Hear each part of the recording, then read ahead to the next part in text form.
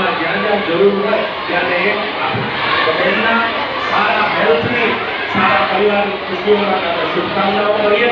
જોરદાર તાળીઓ આપણે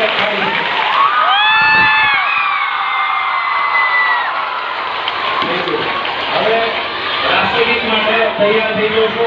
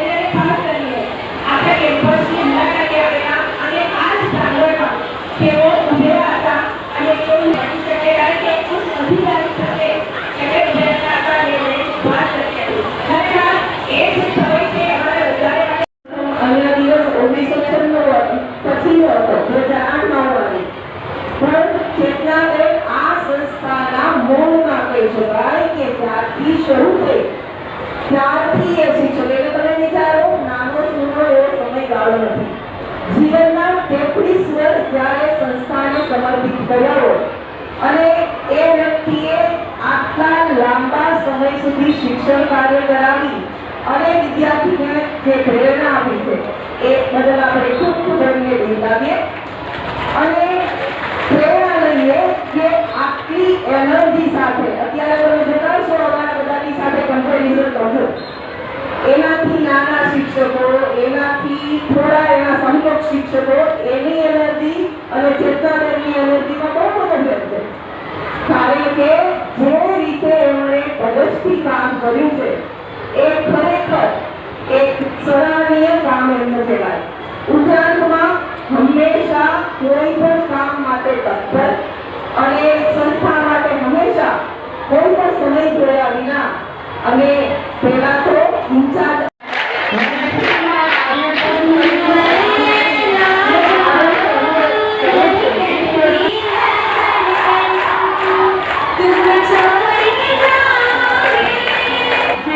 અને દરેક ગુરુએ આપણા માટે ભાઈને તૈયાર કર્યા છે અને એના થકી આપણે જીવનની અંદર અનેક લક્ષ્યો પ્રાપ્ત કરી શક્યા છે. પ્રાચીન સમયથી ગુરુ અને શિષ્યની પરંપરા ચાલી આવી છે અને એ પરંપરા પ્રમાણે જે રીતે વાળપણના વાળની સહાયતાની જરૂર છે એ જ રીતે આપણે ગુરુ અને ગુરુના માધ્યમ થકી આગળ વધી શકીએ છીએ. ગુરુ અને શિષ્યનો સંબંધ પ્રેમ સામાન્ય નથી. આપણા ગુજરાતી ભાષાના કવિ અક્ષર ભગવત એમના છપ્પામાં કહે છે, ગુરુ શિષ્યનો તો નાતો એક જ, ગુરુ શિષ્યનો તો નાતો એક જ, જેમ શુદ્ધ પારસને સગડી વાત, જેમ શુદ્ધ પારસને સગડી વાત, જે શુદ્ધ પારસને અડે તે કંચન થઈ નીવડે, જે શુદ્ધ પારસને અડે.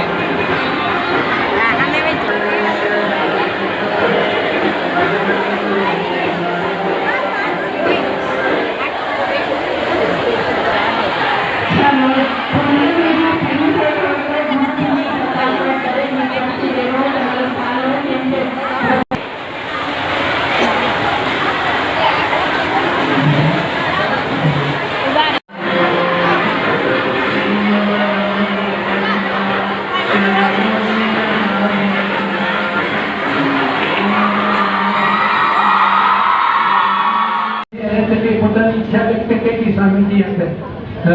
કે ભાઈ મારે અહીંયા આગળ અમારું બધું સંસારિક જીવન છોડી દેવું છે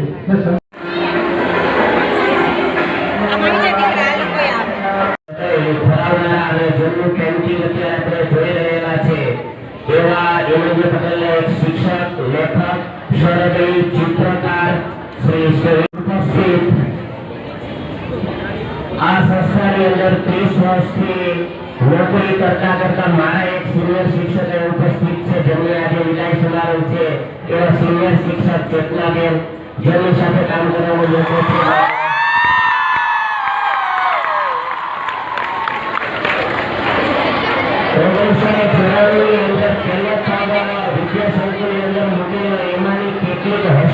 ઉપસ્થિત છે અને કેટલીક હસ્તીઓ તમામ વિદ્યા સંકુલના માનદ મંત્રી શ્રી અનંતભાઈ ટોપીવાલા